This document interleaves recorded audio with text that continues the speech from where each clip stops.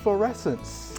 Yeah. And you actually have examples of that, right? Yeah, you kind of alluded to that as something maybe bad. No, it's not bad. Do you have it in your garden? Or what? Yeah, you want it in your garden. If you want flowers, you know, yeah, you got inflorescence. And that's a term that means the entire flower structure, which could be the flowers, the bracts, the little stems, you know, and the branches that encompass the whole floral part of the plant.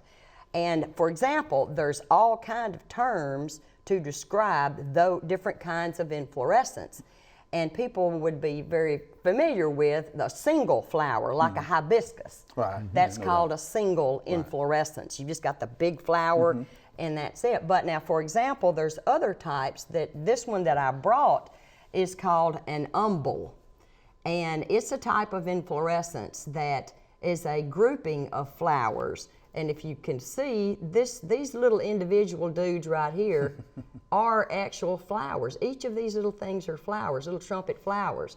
But they're on a structure that they're all connected together, you see? And that's called an umbel.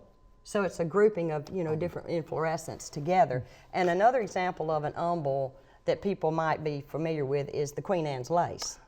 You know, everybody knows Queen Anne's lace. That's an umbel inflorescence. And then we have another one called, there's all kinds. There's one called a raceme, which would be the arrangement of flowers that are really close to the stem, like a foxglove.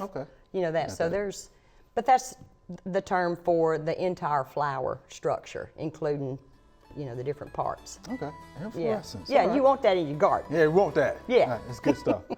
Thanks for watching the video. We hope you enjoyed. To subscribe, click below.